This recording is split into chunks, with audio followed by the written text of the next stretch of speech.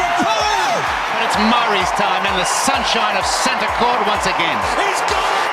The Tigers have won by a point!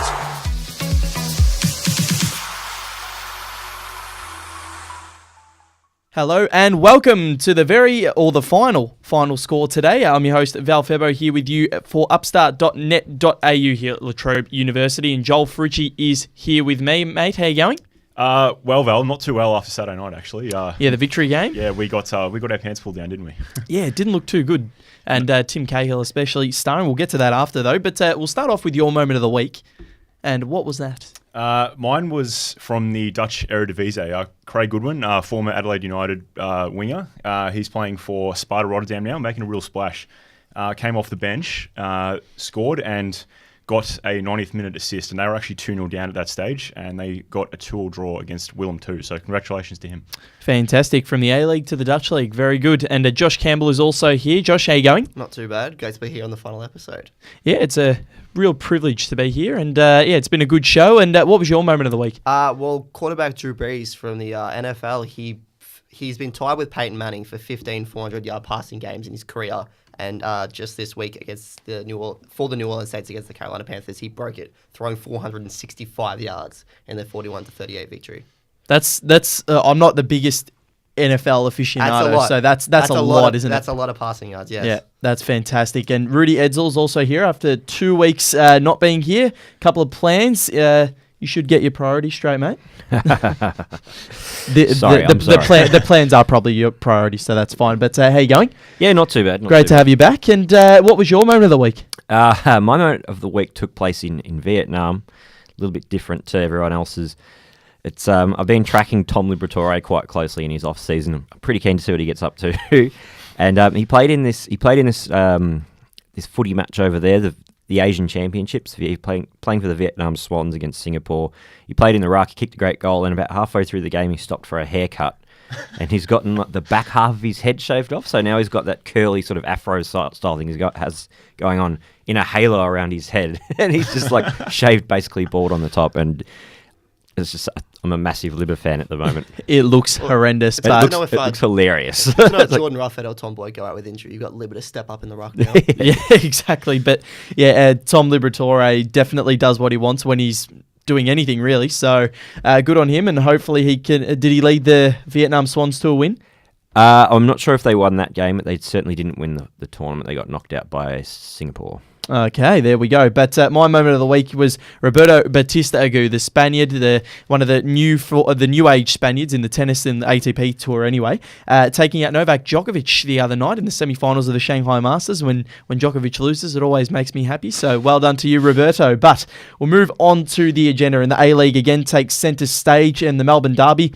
Well, that was the crux of the round, really. And Tim Cahill, well... He's announced himself everywhere else in the world, but finally the A-League, his first goal at the age of 36 was a cracker, 40 metres out, a wonder strike, and Joel, you were there, and the fans would have been pretty quiet, well, the Victory fans at least would have been pretty quiet. Yeah, well, there was just a bit of a silence when we sort of knew that ball was going to go in.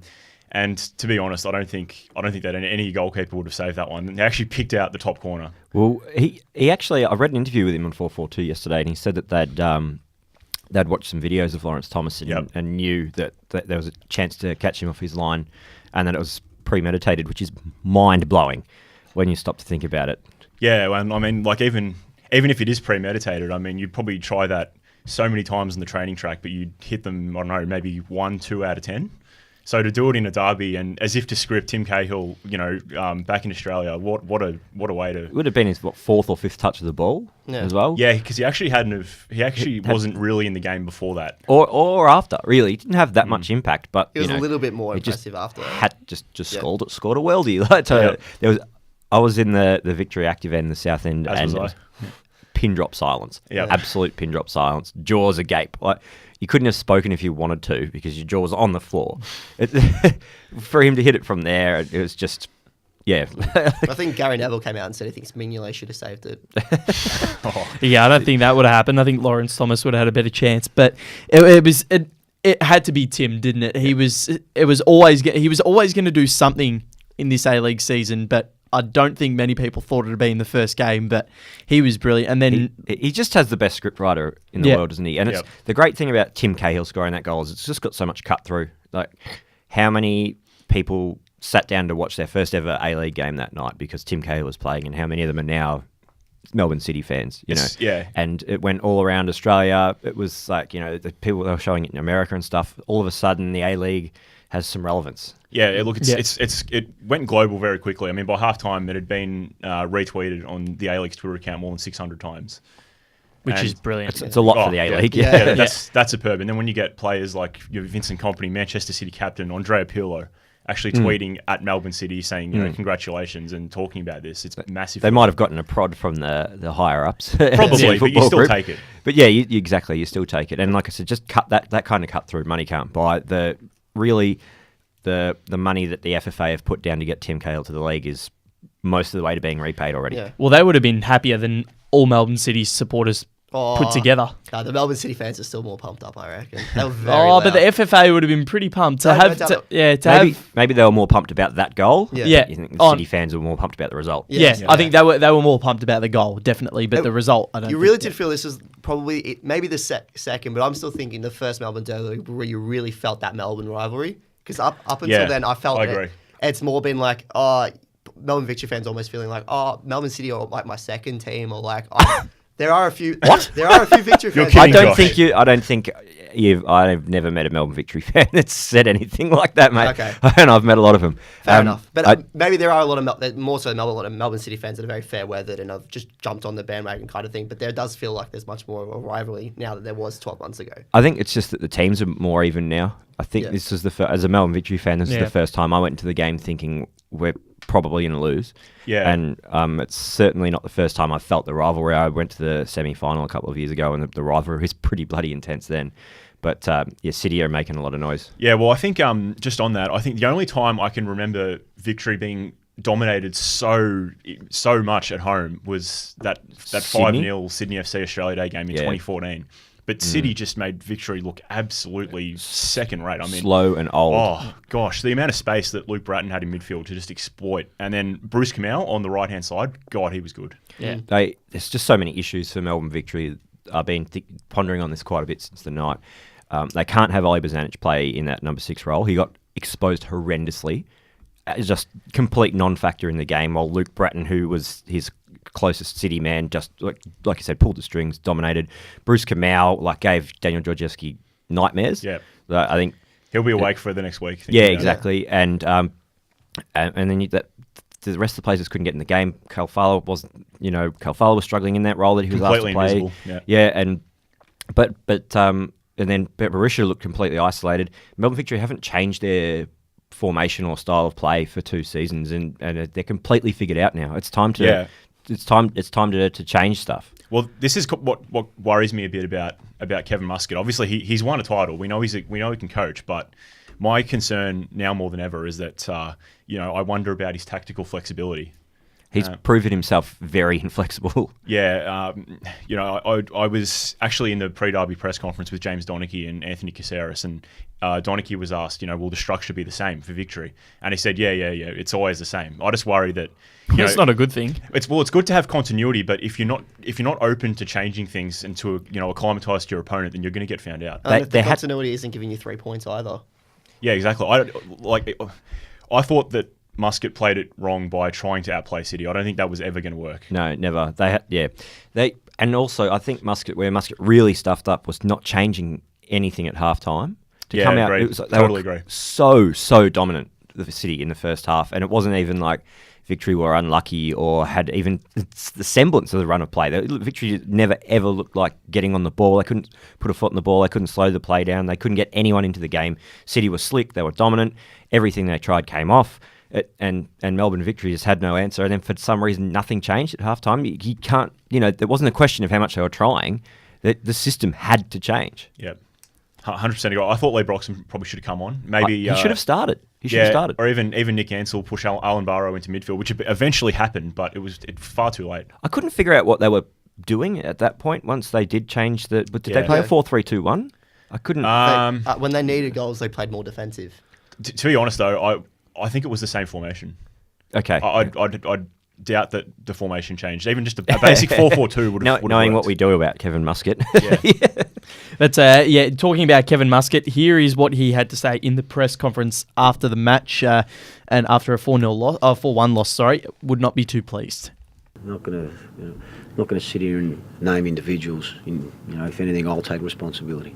But like I said, from start to finish, and from our perspective, we set up knowing that Kilkenny was going to push into midfield, and for 45 minutes we didn't come to grips with that. In terms of what we worked on and how we were going to nullify that. Like I said, right from start to finish, it was the worst possible night for us. Yeah, well, he summed it up pretty well. Worst possible night, and it really was, losing to the arch rivals Melbourne City. But on the other side of that, Tim Cahill was elated and was pretty much the hero for Melbourne City. And here's what he had to say to Fox Sports after the match. I just said to the boys, play our own game. Playing in front of crowds like this is awesome. And like I said, I'll let my football do the talking. And I told them, they said that we're going to fear coming here. I don't think we feared nothing. And there you go. Yeah, they weren't scared. They didn't look like they were scared. They attacked. They were brilliant. But moving on to some of the other games, Western Sydney versus Adelaide was another one of the marquee matches of the round. And they got extremely lucky with Santalab not being sent off after the very aggressive and careless tackle on James Holman. Joel, that should have been a red card for sure. Yeah, well, it was very late, and if James Holden hadn't have jumped and been a couple of steps ahead, I think you'd maybe talking about, a broken bone, sprained ligaments, really badly sprained ligaments. And yeah, the Wanderers were very lucky. But having said that, Santalab didn't go, and they finished off a real smash and grab. And he scored the winner. So do you think, Rudy, Adelaide, were they unlucky? I'm not as strong on saying it should have been a red. It's one of those challenges that you hear refs call orange. Yellow or red, you can sort of argue either way. But having said that, I can understand Adelaide's frustration that Santalab went on to score the winner, because he definitely, maybe not should, but he definitely could have seen red for that. It would not have been ridiculous. It was a pretty bad challenge, any way you look at it. Yeah, well, you've seen them given before, and I think 100%. I think Mark Bosnich summed this up really well after the game. He actually said, he spoke about Sean Evans, the referee. He was actually the one on the end of that spray from John Aloisi last week, and he said, I thought that he erred on the side of caution too much in not sending him off. Maybe he was scared to send the player off, which I kind of agree with. I think after what happened last week, definitely. Yeah, because he was very card happy last week, and if anything, he's just gone the complete opposite, and he's been just too cautious. So he's been under the spotlight twice in 2 weeks now, so hasn't had the best start to the season. But and he's a professional referee. Chance of maybe getting a gig at the A-League finals probably dropped a little bit now. Yeah, probably if they do the sort of the similar marking system to the AFL, so he probably struggled to get a. I'd say he's an over 2 at the moment. Definitely. But Guillermo Amor, the Adelaide manager, was pretty frustrated at the end of the match not to at least get a point. So here's what he had to say. The referee's decisions, I prefer don't speak, because it's impossible now to speak about the referee, the linesman, the red card, the tag. Well, it's not solution. So he's. You got to listen to him a few times before you can actually understand. But a few words there. Yeah, he had a fair point. He wasn't blaming the referees or anything like that, which is fair enough. Like, the team lost in the end, and they were the premiers last year, and they've struggled to start this season, and they really would have liked to have at least won one of their opening 2 matches. But there's still a long way to go for Adelaide. So Joel, they're still in the frame. You said there's 4 teams last week that you can see going far into this A-League campaign, but Adelaide's sort of that mid-range team. Yeah, look, I think they'll really struggle to defend their title. I think they'll finish anywhere between 4 to 7th. I don't really think that they've sort of replaced all the players they've lost, although Sergio Guardiola is starting to look really good, starting to have a few nice touches on the ball.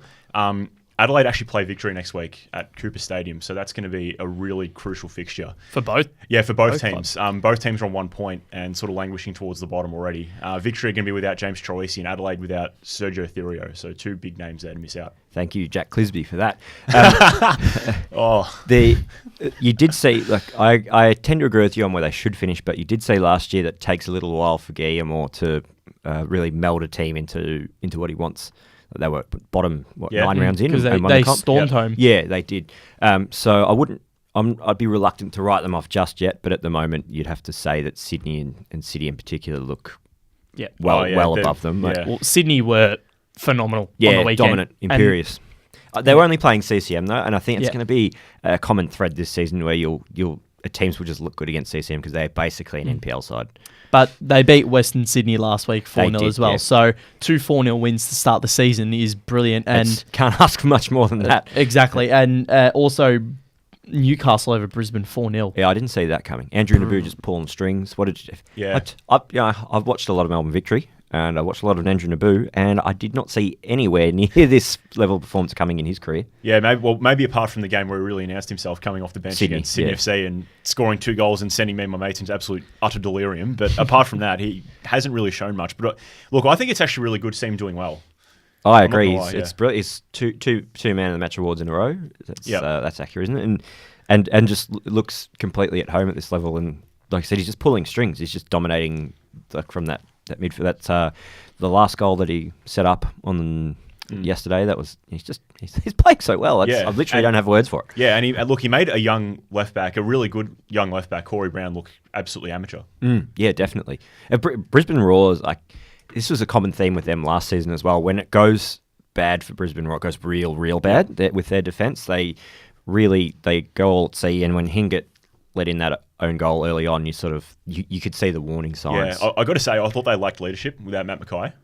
Massively, especially at the back. They've lacked leadership for 2 seasons now. Especially at the back, they were all at sea. Yeah, definitely agree with that. But yeah, that's end of the A-League agenda this week. We'll move on, keeping with the football trend. In the Premier League this weekend, there's been some interesting matches, and Leicester, well, their season, I think they're just going to start focusing on the Champions League after losing to Chelsea 3-0, and they were pretty dominant, Chelsea, weren't they, Josh? Yeah, very, very impressive. Who would you say probably... you'd say City are title contenders, but would you probably almost consider Chelsea as the second top title? Probably not. I've probably got... Because I thought they've been very impressive this year. They haven't started the season as well as I thought they did, but I'd probably have City as number 1, and then you'd have Tottenham, Arsenal, Liverpool as the next few. Yeah, you wouldn't put Chelsea in that group? Not yet. They've still got a bit of work to do, I think. I wouldn't be having Chelsea as title contenders from just beating Leicester at home. Oh, I'm not talking about beating Leicester at home. I just think you compare them to last season, I think they've improved a lot. They have improved, no doubt, but I don't think they're quite there yet. But they've got the squad definitely to go on and win a title in the future. Costa's playing impressive yet again. Exactly, and that's what they need. And he was a bit of a letdown last year. And if he can start playing consistently like he did at Atletico when they won the title, he was brilliant. So, what do you think about Arsenal? Are they a show to win it? I think so. Yeah, I've always feel with Arsenal and I've felt this for years and years. They lack a second striker and they lack a really hard-nosed midfielder. Well, I think now Theo Walcott is really becoming a barometer for Arsenal. He's been lambasted, I feel, in the media and by fans, but he's come good now. He scored a few goals, scored a double against Swansea, and against Basel in the Champions League. So I think if he can keep scoring and provide that kind of different outlet to Olivier Giroud, I think they're going to trouble the top 2. Yeah, but I mean, if you're relying on Theo Walcott, you can't rely on him. I just don't understand why Wenger's so reluctant to get a second striker. Yeah, why? I think it's just the way he is. Just doesn't like spending money. But I think you can't rely on Theo Walcott. But I think if you've got that other option, then they're gonna make some waves. I think you needed to refurbish the patio, so you put a bit of money towards that. But yeah, definitely they're a chance this year or this season, Arsenal. But I think public enemy number 1 on the blue side of Manchester is Martin Stecklenburg because he was phenomenal. Joel and Josh with the high five there, 2 Everton fans, but he was phenomenal the other night. He saved 2 penalties. 2 penalties plus a crucial save late in the match to seal the draw for Everton and to share points with Manchester City, who have looked like they've steamrolled most teams except for Tottenham. And to call Manchester City's forward line potent would be considerably underrating them. When you've got De Bruyne, you've got Aguero, you've got Silva. Yeah. Their midfield's pretty impressive as well. And their whole team's impressive. And only to concede 1 goal from that Nolito strike. But apart from that, you thought that game should have really gone to City, and Stecklenburg denied them time and time and time again. I think the possession count was 72-28 or something like that during the course of the game.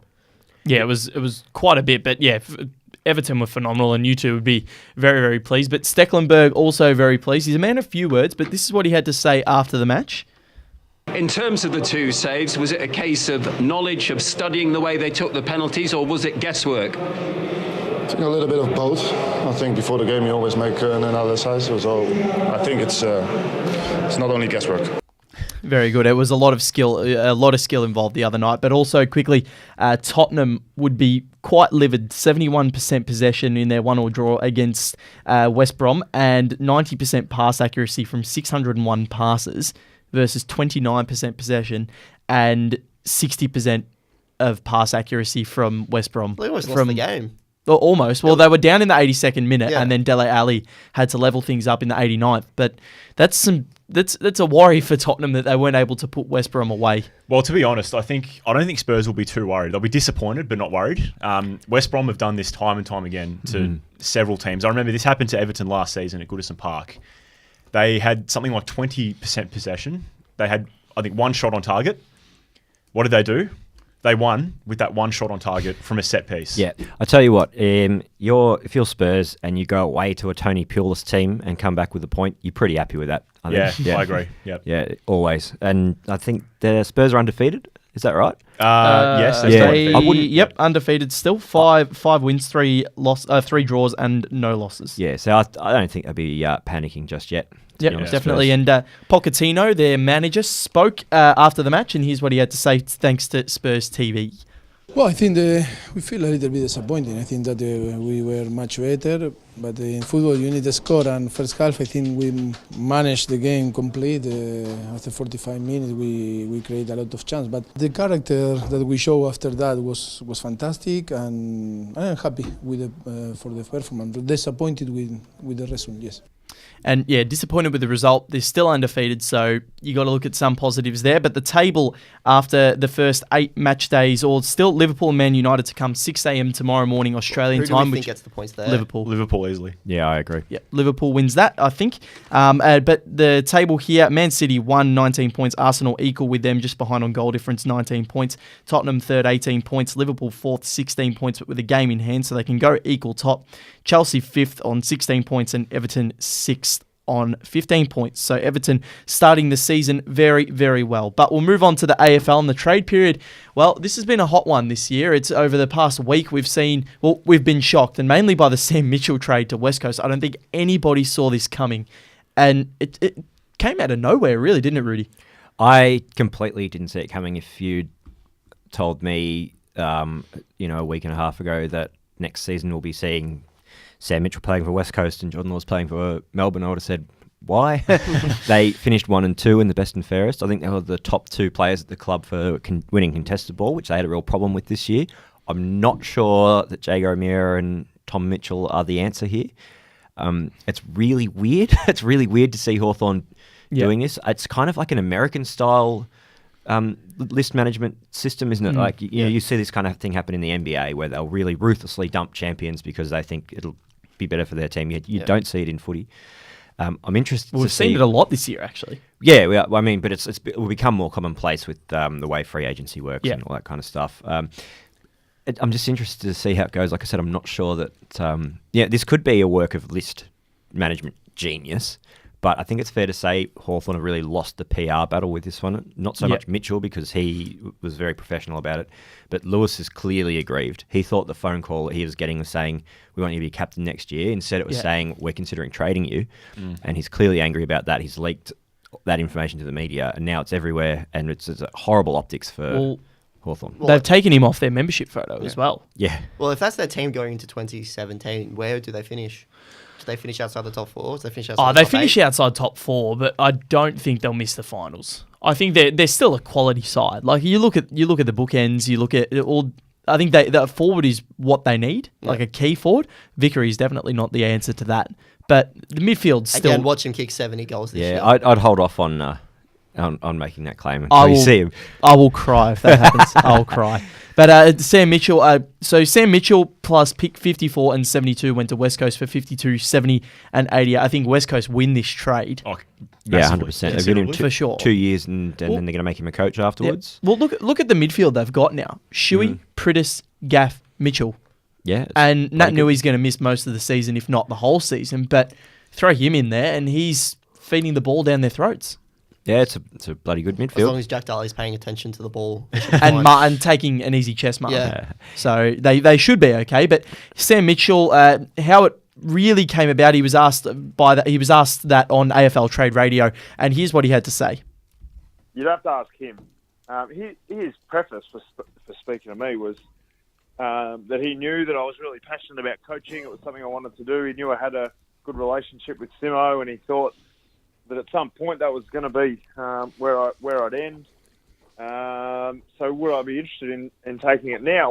And just to clarify, when he said him, he was talking about Alistair Clarkson. Yeah. And it just came out of nowhere. And the relationship with Adam Simpson is quite good, as he was one of Hawthorn's assistant coaches for quite an extended period of time. But Sam Mitchell, that was by far the shock of the trade period. And then second to that is Jordan Lewis, and that deal should be done today or tomorrow, heading to Melbourne, and Melbourne would be wrapped with that. You'd think so, wouldn't you? Yeah. Lewis, and they've added in Hibbert as well from Essendon. Exactly. Yeah. Well, Lewis is only 29, so he's at least got 3 more years left. Yeah. Melbourne definitely are saying that they want to make the finals next year. This, especially with the way they've done their trading during the off-season. You think if they don't make the top 8 this year, their fans would have a lot to question. I'm not sure I'd say at least 3 more years out of Lewis, but get at least one good season out of him. Yeah. I'm not sure he's the player they need. They have a lot of inside mids. Yeah, well, Jack Viney, Nathan Jones, they've got that clearance inside players. Yeah, they probably need a classy outside mid, but you player. don't say no to Jordan Lewis when he comes knocking. He'll bring so much leadership. They had problems this year with a couple of times they would get ahead of themselves and then lose to Melbourne or lose to Essendon, I should say, or lose to Carlton. Yep. That kind of thing won't happen with Lewis there. He brings that leadership, but also he'll bring all this intellectual property from Hawthorn. All of a sudden, he's been vice captain there in their premiership years. One of best and fairest in a premiership year. You bring that knowledge to Melbourne. Mitchell brings that knowledge to West Coast, and these teams you can't be worse for that. Yeah. For that kind of injection. And it sounds like Melbourne are into Tom Rockcliff real deep as well. I've heard. So that but could again, be. he's more of a inside scrappy middle. But he's a ball magnet. He's a true. ball magnet. Again, he's not going to make them worse though. Yeah, no, exactly. Definitely no not. But I was just going to say, I think if you're talking about that classy midfield, I think when you add Christian Petrarca into that midfield as a classy midfield, I think you'd put him. I'd say almost no question to be top 8. It can only assist you, can't it? Yeah. That's starting to get one of the more complete looking lists in the competition. Yeah, they are. Well, I think one of the Facebook pages did a list of Melbourne, or did Melbourne's best 22 for round 1 next year. Yeah. It's quite good. Well, it's a testament to also their changing culture as well. Yeah. Getting to make Lewis go, I want to join Melbourne because I like. Yeah, exactly. He approached them. Yeah, that's unheard of 2 seasons ago. Yeah, and for the last 10 seasons, it's been the same thing. Yeah, I agreed 100%. But also, Todd Goldstein, rumours coming out this week that he may want to leave North Melbourne after possibly, I don't know, there's been reports of him maybe having an affair with a member of the female staff at North Melbourne. I'm not 100% sure on that. This is gossip. Yeah, just the AFL gossip rumours. But anyone who's a legend at North Melbourne probably feels a bit worried at the moment. Considering what they've done to them in the past. Yeah, true. And Daniel Wells has left for Collingwood as well, so they've lost well over 1,000 games of experience. Paul Ahern from the Giants. Yeah, and he's an injury-prone midfield, but he was picked 7 in the draft, so that could help North Melbourne. They've taken that full-on youth revitalisation from North. Yeah, but you can't get rid of all your. I'm going to say North Heidelberg. I'm not sure about you guys. Brent Harvey adding 432 games of experience, but Todd Goldstein might want out. Tom Mitchell going to the Hawks. That was done and dusted pretty quickly for Hawthorn. But the ones that are still left in limbo until Thursday when the trade period closes, Jaeger O'Meara, will the deal be done, Rudy? Yeah, would be the reason Hawthorn did that pick swap with St Kilda to get 10. I imagine. I imagine that 10 will go to the Gold Coast plus a player. Yeah, I think Billy Hartung's the name. Being thrown out at the moment. That's what's been thrown around. But Brett Delidio as well. Richmond wanted Caddy. Geelong have said no. And Delidio, I think they were saying Delidio might stay at the Tigers for one more season. Geelong will pick him up for nothing in the free agency period next year. So is that the perfect? Or was that the scenario? Just more bad news for Richmond. Could have at least gotten Caddy in by the end of next year. To be honest, as a Richmond supporter, I would have loved to have Caddy. I think that would have been a pretty even trade, having Caddy. I think Geelong would have loved Delidio. Yeah, I agree with you. I, as a Cats fan, I was well up for that trade. Yeah, definitely. I like Josh Caddy, but Brett Delidio gets us closer to a flag. Yeah, definitely. And Dion Prestia to the Tigers. Do the Tigers give up pick 6 for Prestia? That's the big question. I don't think they should, but how else are they going to get him there? Well, what do Richmond have at the moment? Well, the thing is, they don't. That's the thing. Like they shouldn't be giving up pick 6. They should be looking for, like, Prestia is a great midfielder. But they should be looking for a ruckman. They should be looking for another key forward. Well, what do Richmond do? Do they rebuild? Do they focus on trying to make the finals? Well, they haven't traded at all, so they have to rebuild. Do they just continue being awful for a few years? I'm not sure what their it's the Richmond way process is. I'd say mediocrity is Richmond's legacy. Yeah. If you want to stick with legacy, they're doing a great job at it. Yeah. It's definitely the Richmond way. But last one, Bryce Gibbs as well. The Adelaide move, this one has been of contentious debate over the past since Gibbs announced that he wanted to go back home. But Joel, Adelaide have said they'll give pick 13, but Carlton don't want just pick 13. Who else do they get? Yeah, well, that's not enough. I mean, Bryce Gibbs got 3 years left on his deal. And he's need to play a champion of the club, really. Yeah. You've got to pay a premium for that. You've got to be prepared to give up something good. I'm not sure what they're going to give up. Who won Carlton's best and fairest? Was it Gibbs or was it Cripps? It was Cripps. Doherty. Was it Doherty? Doherty won, yeah. Okay. I just can't see how pick 13 alone gets that job. Not at all. That surely doesn't suffice. Well, he was the number 1 pick. He was. So it doesn't do the trick. And he's one of Carlton's best players as well. Yeah. I mean, to make an absolute massive difference to Adelaide. I've said all year that the one thing they missed was one more good midfielder. I just don't know who they can give up to make Carlton happy. I know Jared Lyons wants to leave, but he's no Bryce Gibbs. I wouldn't be taking 13 in Lyons for Gibbs. Yeah.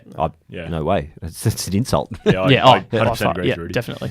So that one's definitely going to be interesting over the next few days to see what happens. But that's it for the AFL this week. And just really quickly, just congratulations on a wonderful career to Anna Meares. It was an illustrious one, and retiring after 2 Olympic gold, Olympic silver, and 3 Olympic bronze, and 11 World Championship gold medals and 5 Commonwealth Games gold medals. Which that one's they're the most important, I reckon.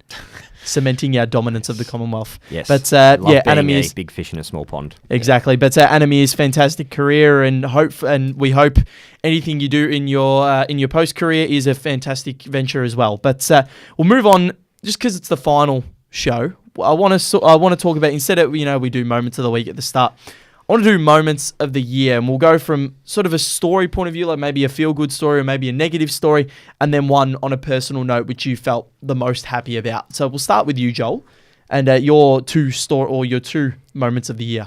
Well, my story of the year, I can't look past Leicester. Oh, yeah. I mean, for a club like Leicester, a small club that was in League One barely 2-3 years ago, to go into the Premier League, stave off relegation last season, and somehow win a basically quadrupleised league is absolutely incredible. And to look at it, they're struggling this season. It just makes it all the more remarkable to see that they actually did it. Yeah, brilliant stuff from Leicester. And I just want to, I don't think you can stress enough just how good that achievement was. Yeah. The Premier League is specifically set up to stop clubs like Leicester winning it. Yeah. And for them to do it over a 38-week season is absolutely unprecedented and will always be the best story in sport. Yeah, definitely. 100% and agree. Your personal moment? Well, I went to Wimbledon. Yeah, that was the moment of my year. Watched Johnny Millman beat Albert Montañez, wasn't it, in 5? In 5 sets, yeah. Fantastic. And Josh Campbell, your moments of the year? Well, my moment of the year, I'm a big baseball fan. If any of the listeners know, the Chicago Cubs have not made the World Series since they've made the World Series, haven't won the World Series since 1908, which is phenomenal. and they are on the verge of possibly doing that. They are up 1-0 against the Dodgers in the NLCS National Championship, which they haven't won in 71 years, and would probably be considered heavy favourites coming into a series possibly against the Cleveland Indians. Would be They have fantastic one if of the the Cubs. best pitching staffs in the world, and they have Aroldis Chapman, who's probably the best reliever in the competition. Yep. So And if listeners have a chance to watch the ESPN documentary about the Chicago Cubs and It's the fantastic. fan that took the catch of the foul ball, I think it was in the 80s. Oh, yeah. And that was one of the most moving documentaries because that essentially they were in an unlosable position and ended up losing. Yeah. So it was, This is a and club- had a handy scapegoat there as well. This is a club that has been starved of success and championships for so long. Have you guys heard of the Billy Goat curse? No. That they- I think I have. Yeah. So basically, in the early 1900s, the Cubs, this Cubs fan had a goat that he would bring to Fenway Park every week, right? And it was quite popular amongst the fans, but its odor was starting to annoy some of the other fans. So the club banned it, and the guy who owned the goat said that them Cubs, they won't win another World Series ever, and they haven't since then. So thereby lives the curse of the Billy Goat. It's done in So 1945. American sport is weird. so weird. Let's hope that curse ends this year. But your personal moment of the year, Josh? A shout out to my nickname on Breakpoint, the Prodigy, because at the end of last year, I said the person to watch in 2016 was Alexander Zverev, who at that stage was ranked 85 in the world. Yep. And he's currently ranked 20. Oh, he's been brilliant after winning. this I think year. he's won 3 or 4 titles. One title, and he's made 3 finals this year. So but just to clarify, he's ranked below Nick Kyrgios in the world. He is also 2 years younger than Nick Kyrgios. But he'll be. He's the only His person career inside- achievements will be only higher person than what inside the Kyrgios does. Top 32 under the age of 20. Oh, here we go. No, he's brilliant. And Rudy, your moments of the year? Nick Kyrgios winning that title. Just every time he gets out of bed, No, my story of the year is, I was going to go with the Western Bulldogs, but my story of the year is Adelaide United. The way they came back from bottom of the table to win their first ever A-League championship. They were I completely wrote them off. I remember calling to sack the the coach and everything. And you weren't the only one. Put heaps of blokes out to pasture. So that was a great story. I've got a negative story of the year as well. Yep. This could almost go in the personal story of the year. Optus taking over the English Premier League coverage. Yeah, that's has disgusting. Absolutely killed the competition for me. I have no. There's no way to watch it. Well, yeah, it's tough to watch. I'm not shelling out all the extra money for it when I already pay for however many other bloody sports streaming services, and it's killed my enthusiasm for the competition. And if it wasn't for the A-League, it would kill my enthusiasm for the sport. I've watched 2 Premier League games all season. 2. Yeah, it's impossible to watch, and the only ones I've watched, I think 2. Both of them are on SBS. Yeah, same. You don't. It's not even pubs to go to watch it. I mean, hooray for them for breaking up the hegemony of Fox Sports or whatever. But for your average Premier League fan, this has been an unmitigated disaster. Yeah. How long do Optus have the deal? 3 years. 3 years. Yeah, and they've also got Socceroos games, Yeah. like the World Cup as well. So team. SBS won't have. SBS I imagine they'll get the Socceroos because they're on the anti-siphoning list, the Socceroos games. Yeah. But the other so games the aren't. other games we'd have to. Yeah, you'd have to get. Oh Optus. nah, surely that's not. That's legit. I mean, that's one of the. That is ridiculous. It didn't get talked about much because it got lost in the wash with the EPL, but that is 100% the case. The That'll have to SBS get will have the changed. Socceroos, but you won't be able to watch Italy versus France in the semis or whatever. I think the World Cup final, I'm pretty sure would have to be on the anti-siphoning list. Yeah, I think the World Cup. Surely SBS would broadcast every match. They usually do. Yeah, but And I'm they've, telling you, like, they lost the rights. So they've lost a far. That's Yeah. ridiculous. Yep. All right. Well, we need to campaign on that for the last few minutes that we've got. Biggest story from Final Score is we need something to be done about this. Yeah. World Cup, Optus, share the rights with SBS because I need Craig Foster. Yeah. I need Craig Foster. Also, on a personal note, my personal favourite memory of the entire year was Tom Boyd's final quarter goal in the grand final. And BT's commentary. But he was a much maligned player all season and copped a lot of taunting, saying, when's he going to justify that paycheck? I tell you what, he justified it in that game. 3 goals, 2. Should have won the norm. Yeah, legend. Was brilliant. That and also during Wimbledon, Nick caught a Snorlax. So that was probably, I'd give that a tie for my personal favourite. There we go. Thank you, Josh. But my stories of the year, Bulldogs obviously winning the grand final was the story and the feel-good story of the AFL season, and feel-good story maybe in AFL history. The Bulldogs. I think definitely. I can't think of a better footy story ever. Coming from 7th and so many injury problems, no captain, and was just brilliant, and led by the brilliant Luke Beveridge. Won in Perth, beat the triple reigning premiers, beat GWS away, beat Sydney, the best team all year in grand final day. And the win in Perth was against last year's runner-up. Yeah, exactly. They finished off the season very strongly. They beat both grand finalists. They beat the AFL's team, both previous grand finalists. The up and coming power, and then the best team in it that finished top of the ladder. Yep. Only story that could rival it hasn't happened yet, but it's when Essendon win the premiership next year. Yeah, you mean no comment. No comments. Yeah, but on a personal note, I don't go for Essendon at all.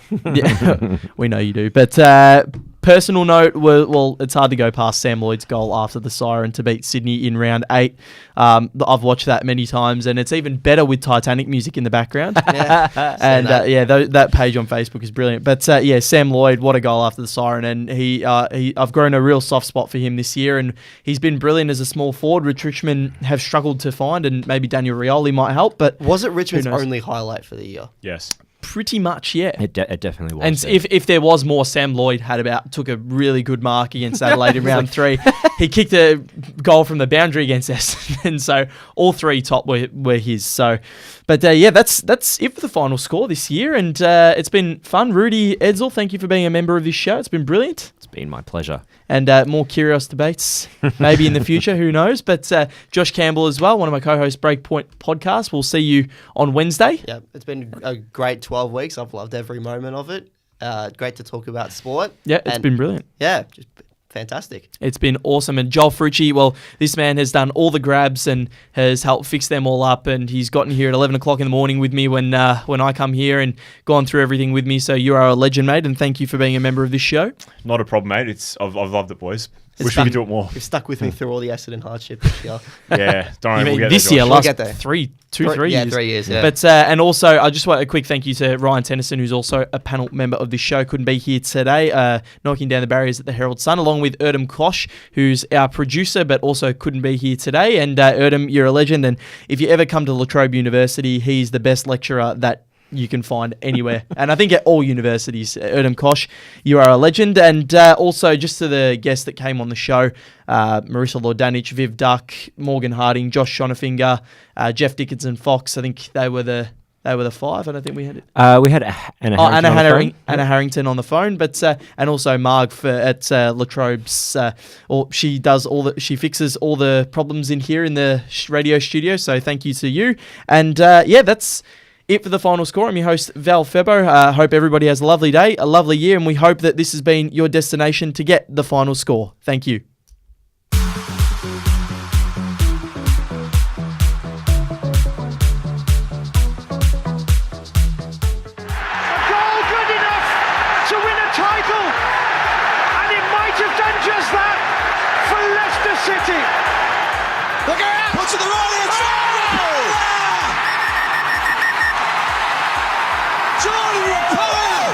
Murray's time and the sunshine of centre court once again. He's gone!